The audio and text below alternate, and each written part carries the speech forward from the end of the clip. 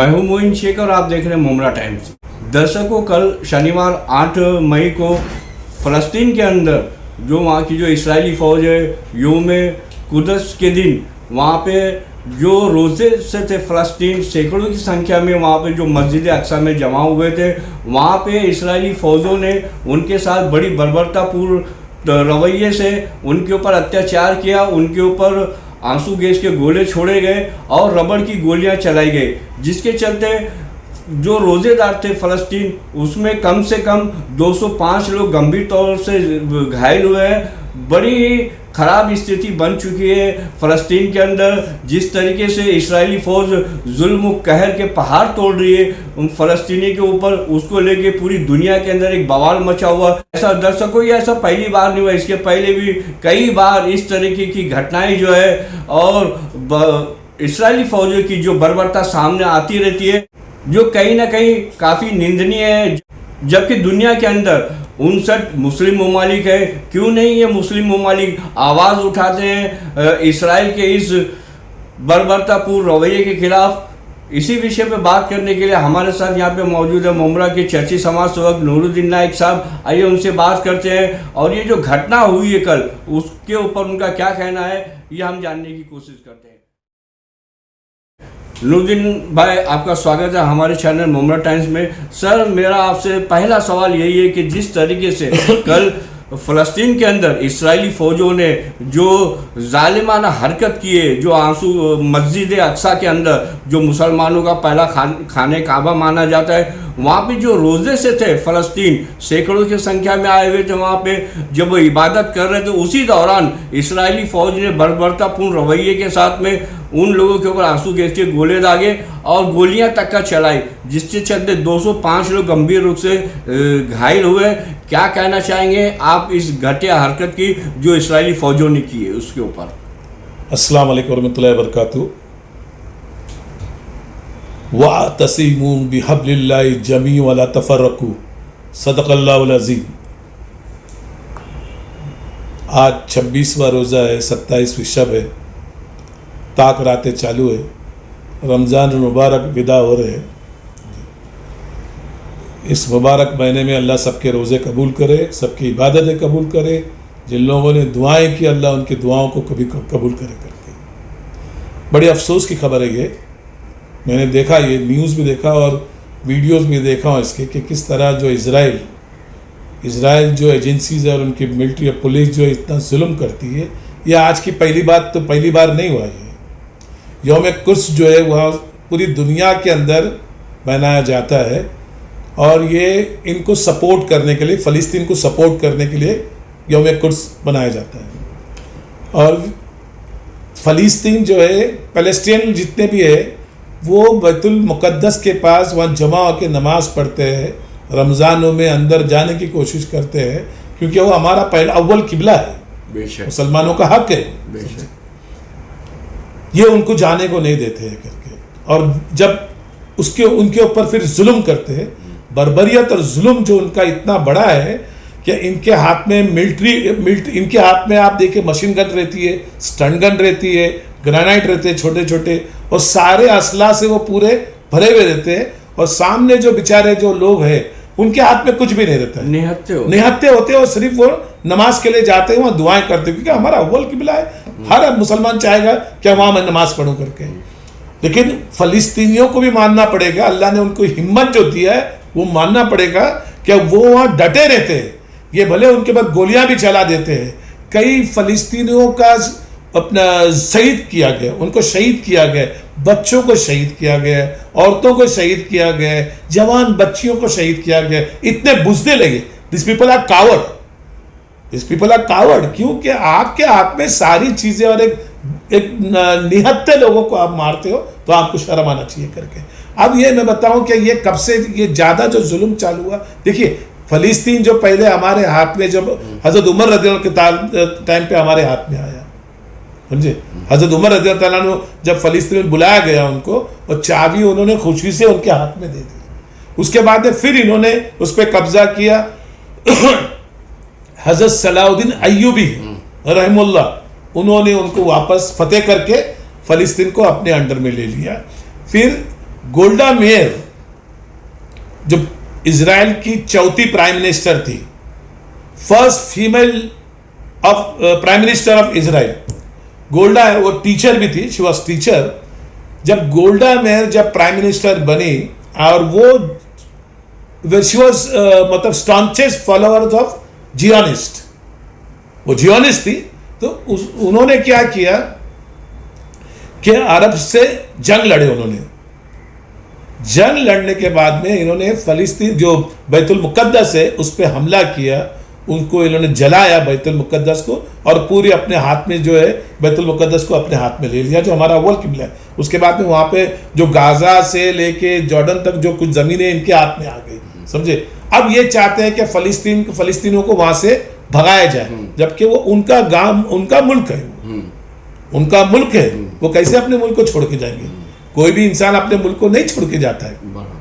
अब फिर अव्वल किबला वहां पर है ना, हमारे जैसे अगर बुज़दिल होते तो हो सकता हम भाग भी जाते, लेकिन वो वहां डटे हुए लड़ रहे उनके साथ में, मारो कुछ भी करो, बोलते मार दो, सामने मार दो, और वो कलमा पढ़ते हैं, उन लोग मार देते उनको, समझे, वो लोग मार देते।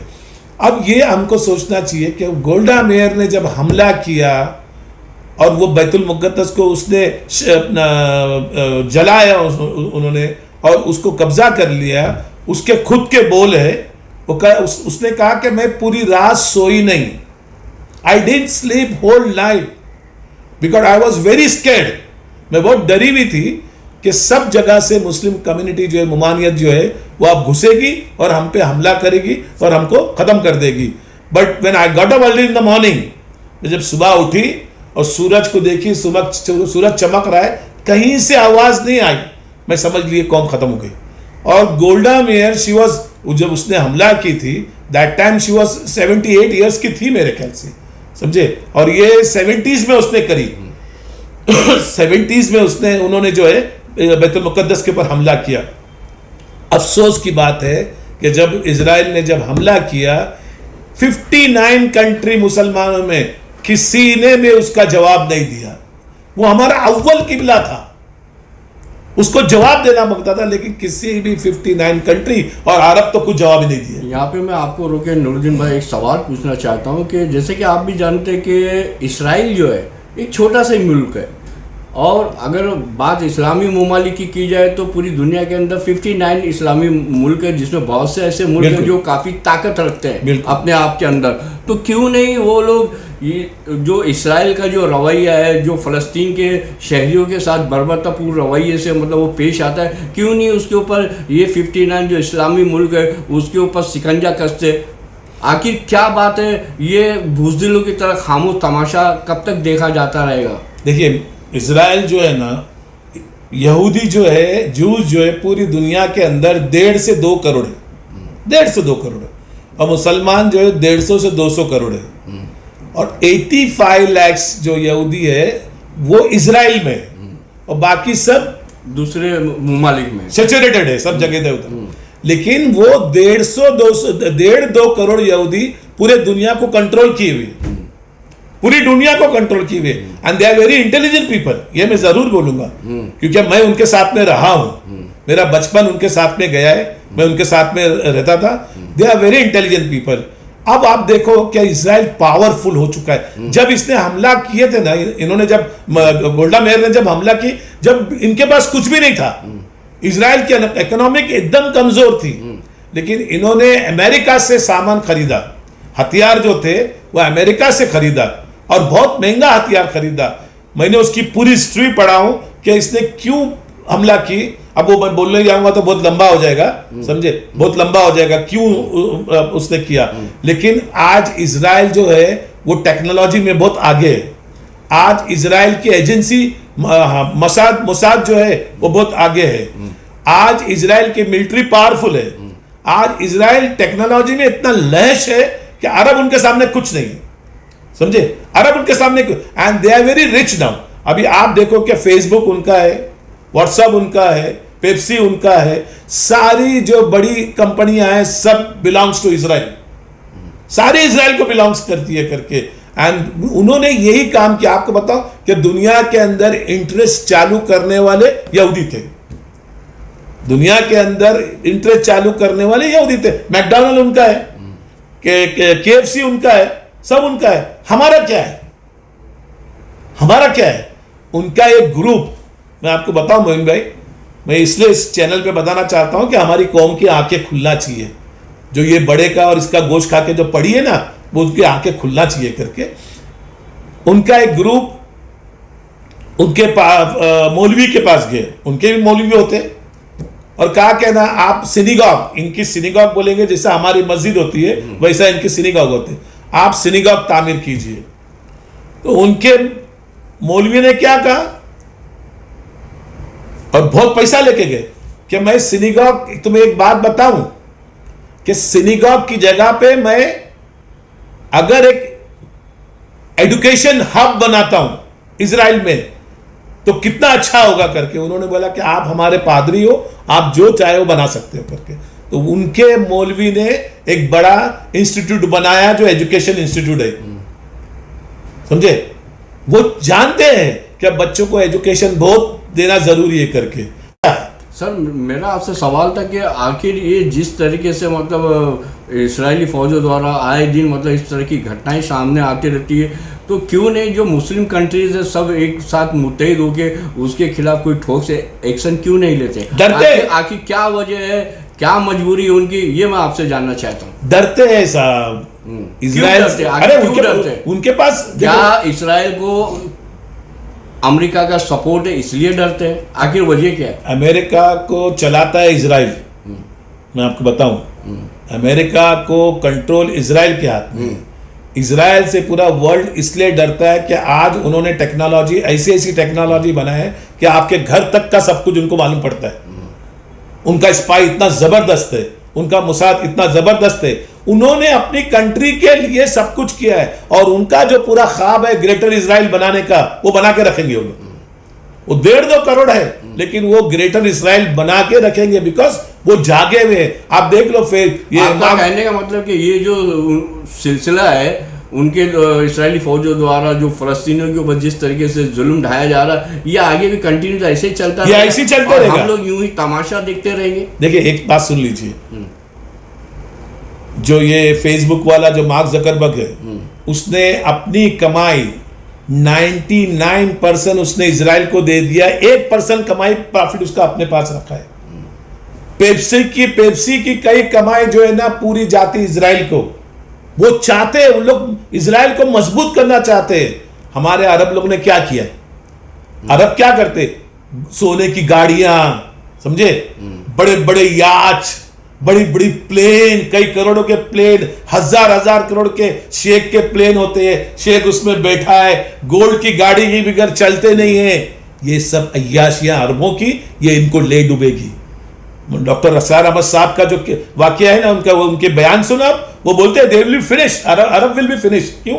इन्होंने अय्याशियों में पैसा ज्यादा खर्चा किया। इनका एक है 150 माले की बिल्डिंग बनाने की, और बड़ा फाउंटेन बनाने का, हाँ, और बड़ी मस्जिद बनाने की खूबसूरत। उसके अंदर भले दो सफे नमाज होती होगा, लेकिन बड़ी मस्जिद बना दिए।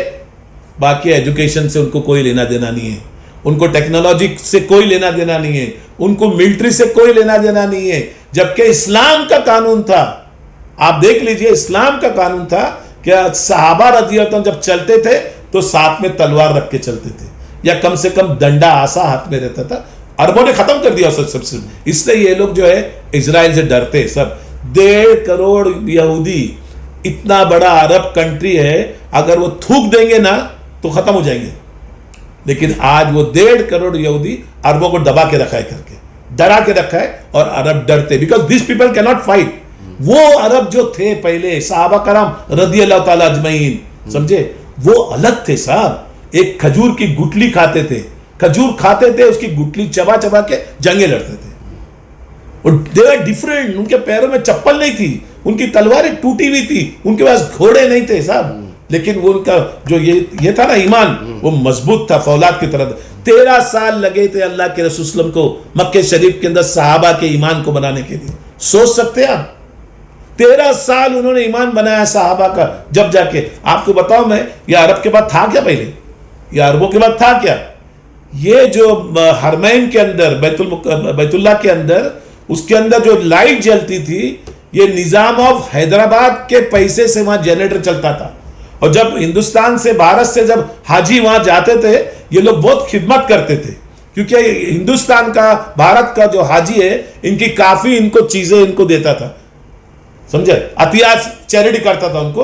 तो उनको हिंदुस्तान से जो लोग आने वाले उनका रास्ता देखते थे। ये अल्लाह के नबी सल्लल्लाहु अलैहि वसल्लम की दुआएं थी, जो अल्लाह ने नीचे से इनको पेट्रोल निकाला और इनको सोना हाथ में दे दिया, इन्होंने उसको बर्बाद कर दिया। जबकि ये बैतुल हरमैन शरीफैन जो है वो हमारा मरकज है, वो हमारा सेंटर है। वहां से दुनिया में सारी चीजें चलना मांगता था। वहां से जो है मुसलमान जहां जा रहते वहां उनकी मदद होना चाहिए था। क्या मदद? अभी देखो भारत के अंदर सब में ज्यादा मुसलमान है, 30 करोड़ के या 25 करोड़ या जितने भी होंगे। आज बड़ी एक कम्युनिटी जो है यहाँ, लेकिन यहाँ गुर्बत में है, मुफलिसी में। अगर वो चाहती, हमारी हुकूमत से बात करती कि भाई हम भारत में पैसा लगाना चाहते, स्कूल बनाना चाहते, कॉलेजेस बनाना चाहते, इस्लामिक सेंटर बनाना चाहते हैं। ये मस्जिद का नाम किसने दिया यार?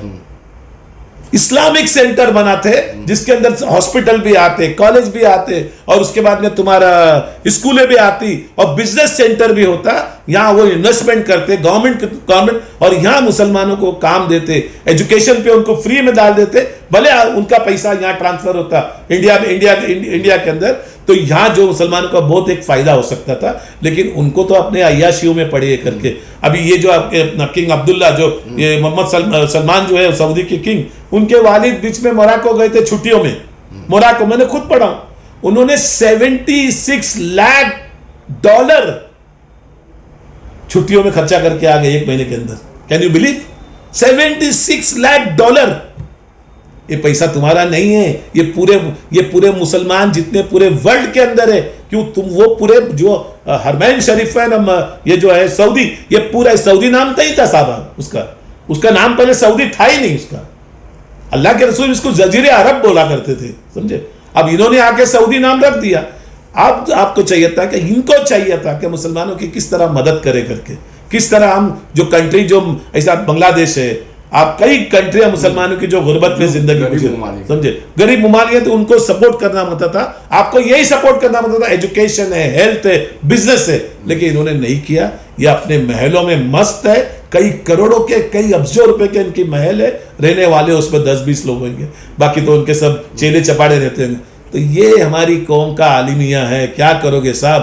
तो मैं चाहता हूं कि भाई ये जो होने वाला है, अरब जो है, देखो अरब डर चुका है, फलस्तीन जो है जुल्म बर्दाश्त कर रहे।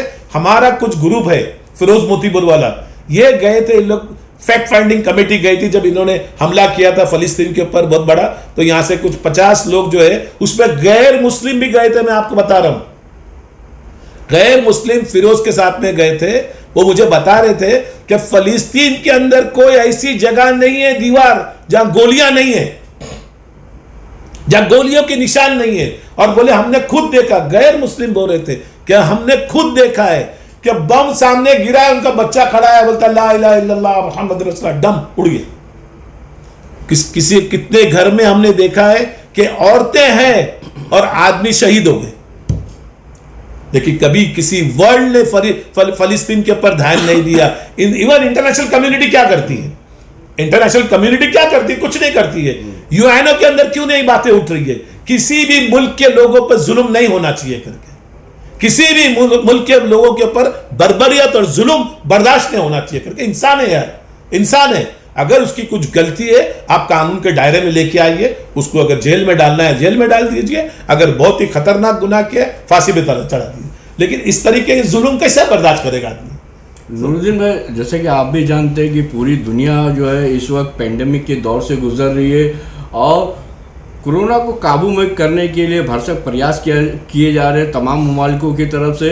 रमज़ान शरीफ का महीना भी मतलब चालू है, आज 26वां रोज़ा है, ईद बिल्कुल करीब आ गई है।